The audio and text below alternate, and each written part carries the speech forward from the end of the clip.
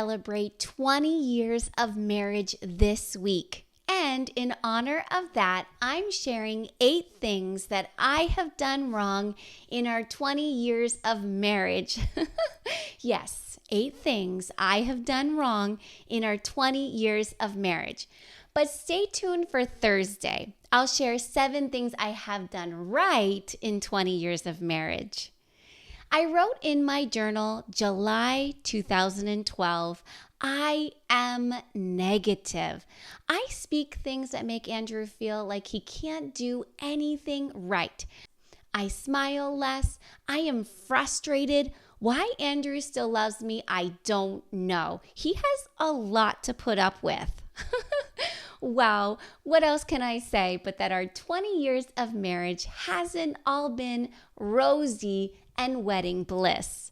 But I can't wait for 40 more years, as long as the Lord gives us days and breath. So, what are these 8 things I have done wrong in my marriage? Let's dive right in so that you don't make the same mistakes I have. You're listening to the Renewed Mama podcast. I'm Kimberly Mutar, and I help mamas like you stay renewed. Renewed in your thoughts that are on repeat while you wash dishes or fold laundry.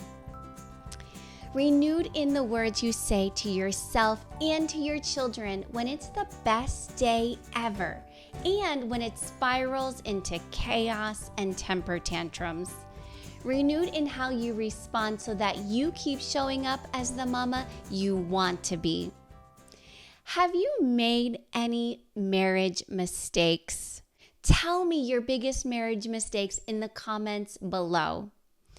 If you know someone who is newly married or about to be married, would you pause this episode right now and share it with them? You can save them tons of heartache and miscommunication and frustration if you would send this to them now. I believe a marriage doesn't have to have these mistakes like mine did. So share this episode. All right, are you ready? Number 1 thing I did wrong in my marriage is not communicate well. Oh boy, did I not know how to communicate well with Andrew. I didn't know how to say what I really meant, how to say it in a way that he would receive and he wouldn't take offense. When I spoke my mind, that didn't work. When I held it in, that didn't work. When I tried the sandwich method, the praise or encouragement and then something to work on and then the praise, he was suspicious. I'm still learning to communicate better. Aren't we all? What I wish I did or knew is that, at least for Andrew, stopping what I'm doing and listening, smiling, looking him in the eyes, nodding my head, making eye contact, that honors him. He feels heard. Sometimes as busy moms, we can't drop everything we are doing and listen to our husbands. It's just not realistic, especially when there are kids all around. So I try to say something like, I'm totally listening to you right now. I'm just chopping up salad for dinner. Or, may I listen to you while I wash these pots and pans? We also try to set aside time to sit together and talk, even if it means the kids are on their devices. We make a coffee, we talk. We really have to carve out this time together to stay in touch. Also, be clear on what you really mean to say.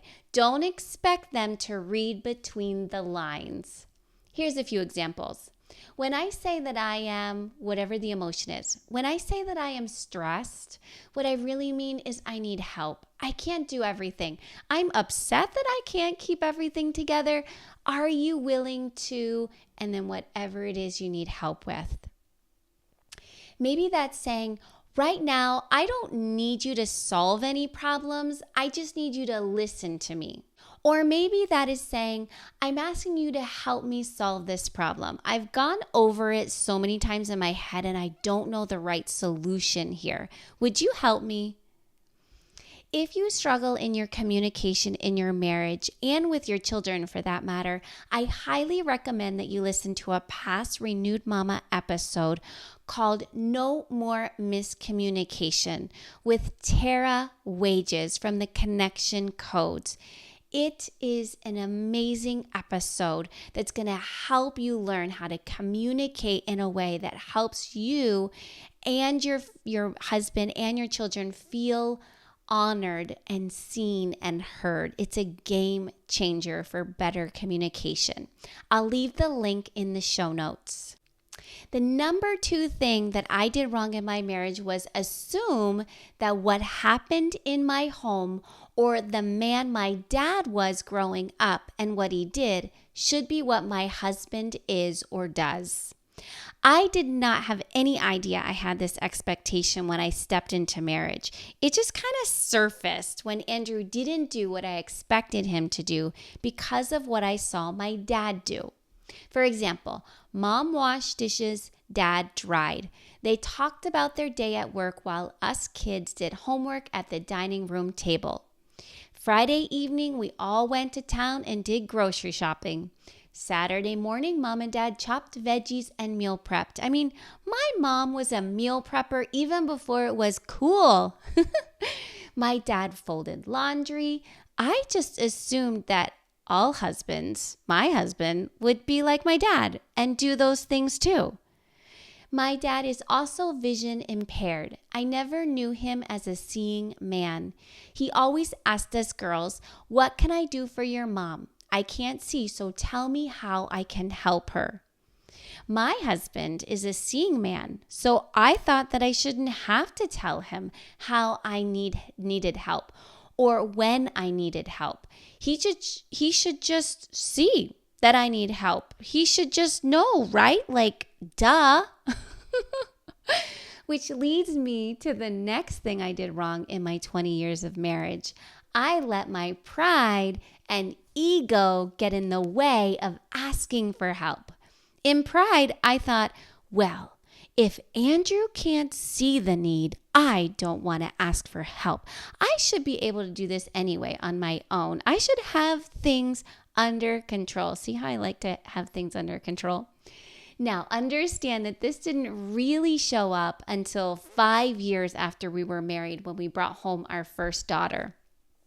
When it's just the two of you, no big deal. But when Sweet Karis came, I needed help. And with all of those baby, new mama emotions, I settled into the false expectation that he would just know how I needed help and jump to meet the need.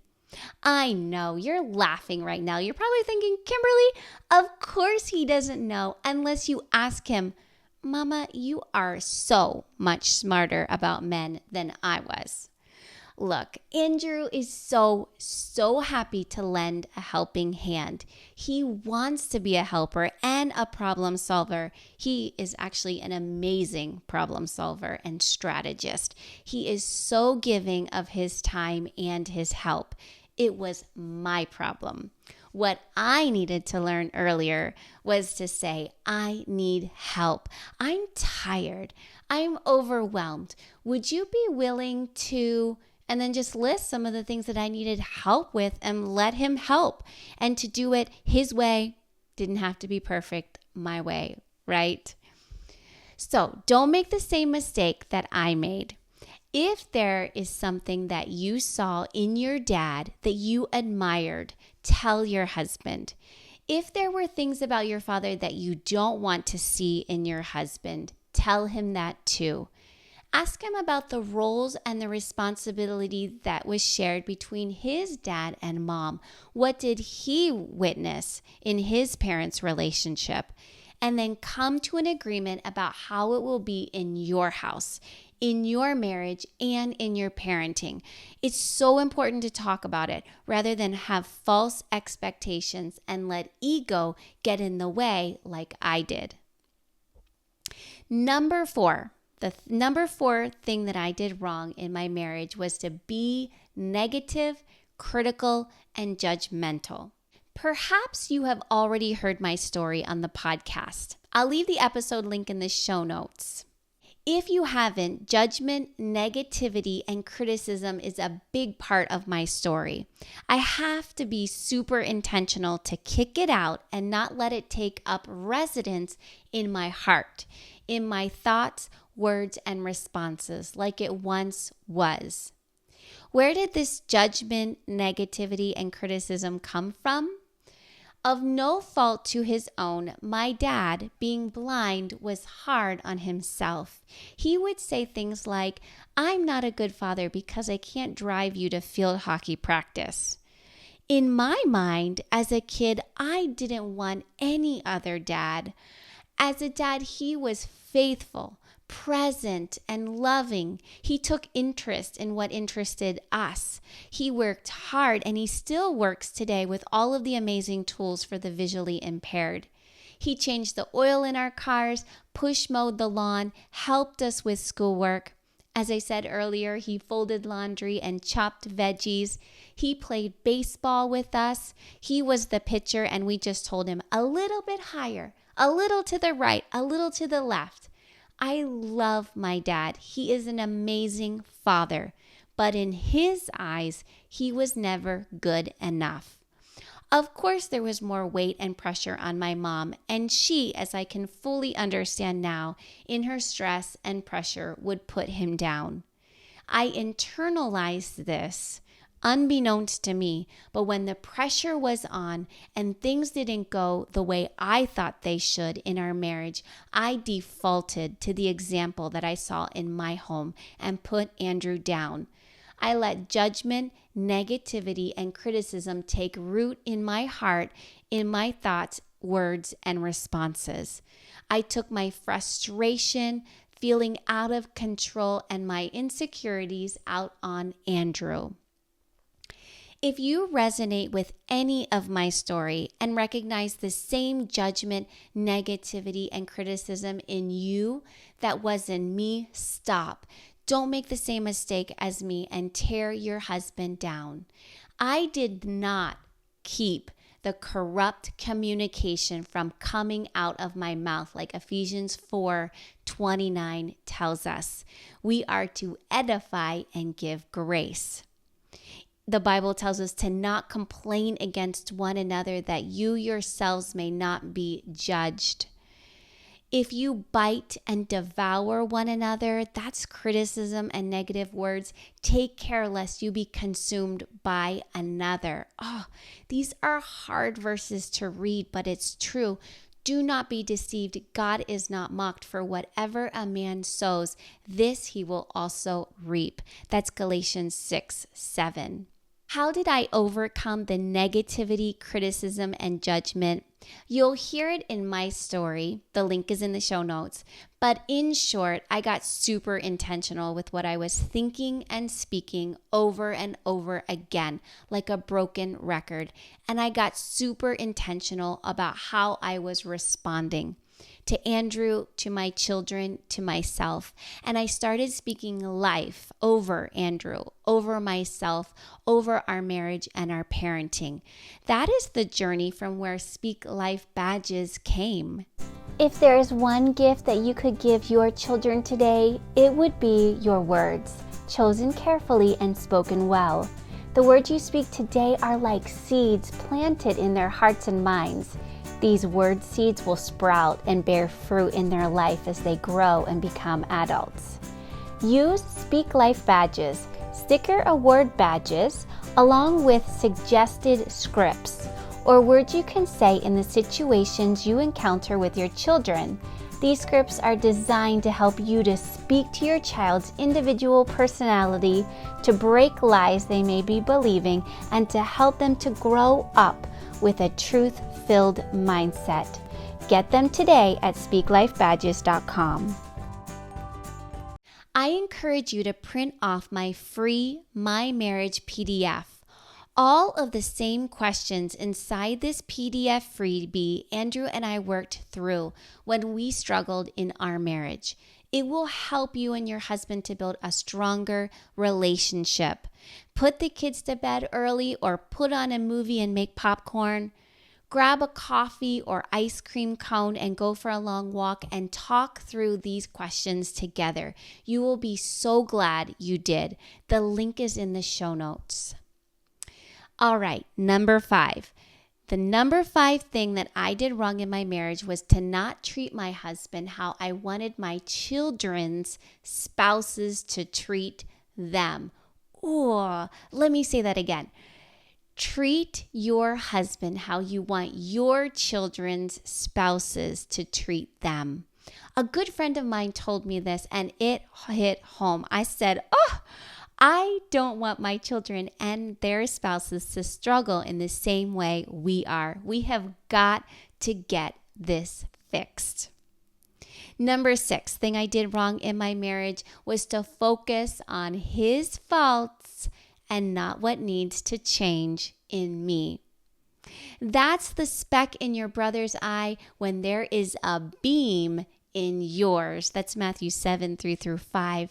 I started asking myself, what in me needs to change? I am the center of the problem. My thoughts, words, and responses. My judgments, my not getting the whole story, jumping to conclusions, taking offense, ego, being moody. I started saying to myself, I choose to act right in this. I will change. Or I'd ask myself, Kimberly, would you like to try that again? What new thoughts, words, beliefs, and responses do I need to make a change in this situation? Number 7 thing that I did wrong in my marriage was to avoid intimacy. I did not communicate well about my expectations and his expectations. I'm really referring to after having kids here. Prior to kids, it was like wedding bliss. Sex is the oil that holds the marriage together. It is an important priority and a beautiful gift when you communicate well and honor and respect each other. There's so much more that could be said about this, but I won't right here. I will say that if intimacy is an area that you struggle and you need another mama to talk to, that's not your mom. I am here for you. This is a must to get right in your relationship with your husband. And sometimes we need another mama to talk to, not to complain or to gossip, but to gain a correct, biblical, healthy perspective with. I'm here for you through Renewed Mama Coaching. Number 8 thing, probably not my last, but number 8 thing that I did wrong in my marriage was to interrupt Andrew and not fully hear him out. Thinking, I know what he's trying to say. Thinking, I understand him, and then interrupting him. Or thinking, that's ego, that I know better or what to say for him.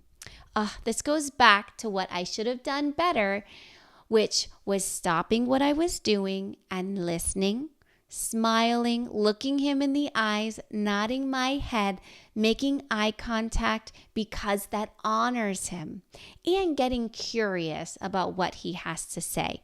There's a Speak Life badge for that. It says, I listened today. I am honoring. Now, you're probably thinking after hearing those 8 mistakes, whoa, Kimberly, you made a lot of mistakes in your marriage. Poor Andrew. I agree. Poor Andrew. His love is unconditional, let me tell you. Hey, mama, you might be completely satisfied with your marriage and it's perfect. You don't even need to listen to Thursday's episode because you're already doing everything right. Look at you go, mama. I could learn from you, but maybe not. Maybe you totally related with me. You can raise your hand at making 1 or 2 or all of the same mistakes that I made in my marriage. I get you.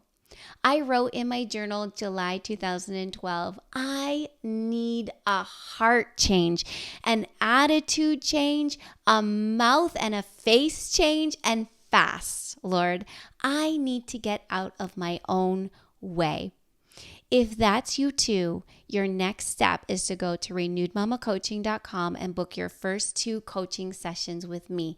I promise you that change will happen faster if you do it with help than all on your own.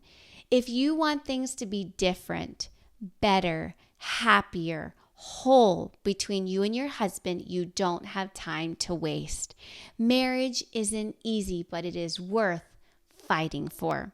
So go to renewedmamacoaching.com and I'll help you stop making these same mistakes in your marriage. Don't forget the free My Marriage PDF. It will help you and your husband build a stronger relationship. The link is in the show notes.